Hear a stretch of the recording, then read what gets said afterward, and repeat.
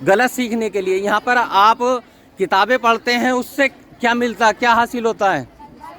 शिक्षा, ज्ञान। ठीक है, तो ऐसे ही इस स्कूल को सुंदर स्वच्छ बनाने में आप सभी सहयोग करें।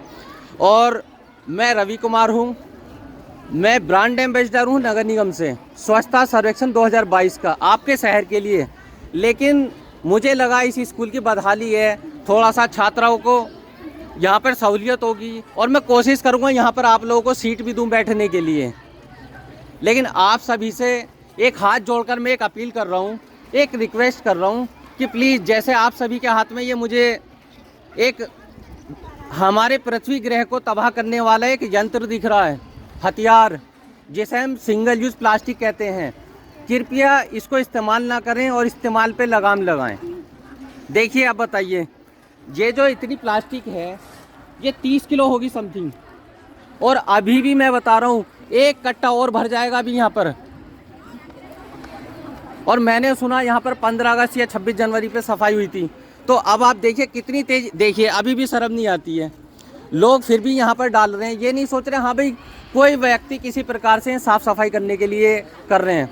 मैंने बहुत संघर्ष किया आपके स्कूल के इस सफाई व्यवस्था के लिए, तो प्लीज़ आप सभी से मैं एक रिक्वेस्ट यही करूँगा कि सिंगल यूज़ प्लास्टिक का इस्तेमाल ना करें। अगर स्कूल में डस्टबिन है तो डस्टबिन में डालें, घर का हो कूड़ा घर के डस्टबिन में डालें, गली मोहल्ले में कहीं पर भी ना डालें। और दूसरों को भी समझाएं कि भाई सिंगल यूज़ प्लास्टिक, मैं आपको बता दूं, क्या ये सिंगल यूज़ प्लास्टिक जो है कितने समय में गलती होगी बताइए, कोई एज बता दीजिए मुझे, मैं बता देता हूँ फिलहाल।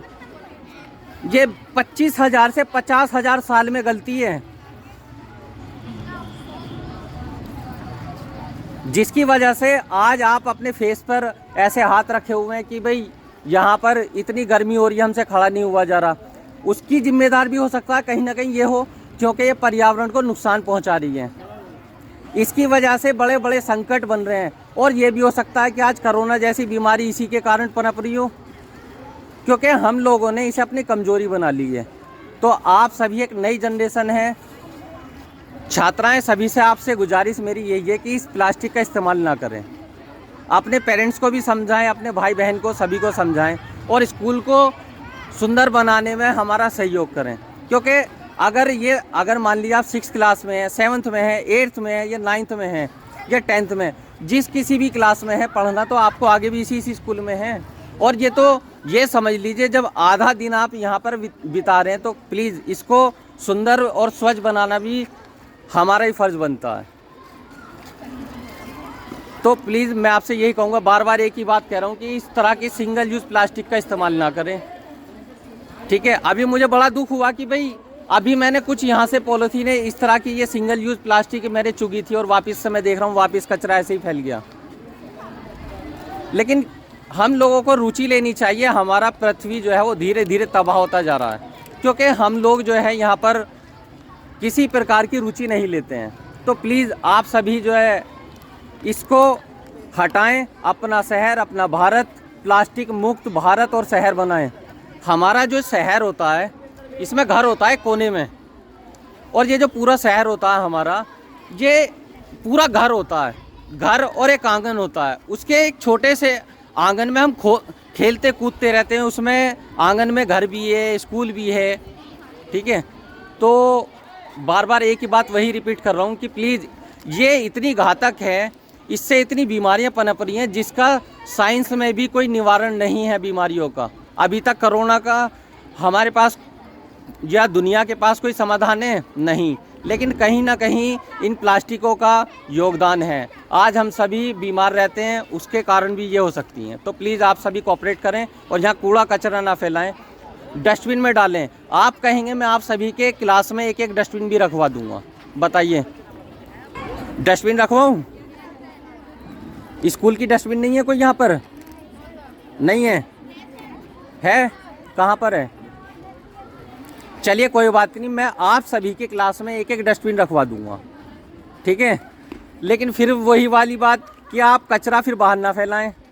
मैं पिछले 5 दिनों से आपके स्कूल को झमकाने में लगा हूं कि इस स्कूल की एक छवि अच्छी जाए, और जब स्कूल की मेज़ होगी तो आप क्या कहोगे, ये हमारे स्कूल है जिसमें हम पढ़ते हैं, ठीक है, तो प्लीज़ इसको सजाने में, संवारने में, स्वच्छ बनाने में सहयोग करें।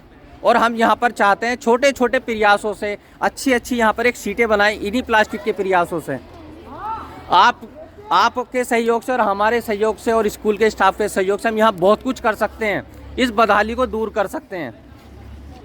हम जल्दी एक स्वच्छता पे यहाँ पर आपके बीच कार्यक्रम रखेंगे और तब तक जो है यही स्वच्छता बनाए रखें, ठीक है।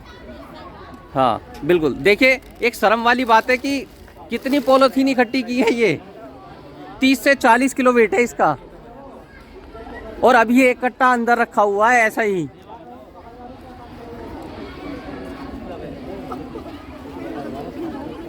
ठीक है, तो प्लीज़ आप एंजॉय करें, ठीक है। लेकिन वही है, फिर बार बार कह रहा हूँ कि आपसे हाथ जोड़ के विनती कर रहा हूँ, एक अपील कर रहा हूँ कि स्कूल को स्वच्छ बनाएं। ये आपका घर है, ये स्वच्छ होगा तो आप गर्व से कहेंगे मैं राजकीय कन्या इंटर कॉलेज की छात्रा हूँ, जो स्वच्छ रहता है। ठीक है जी, धन्यवाद।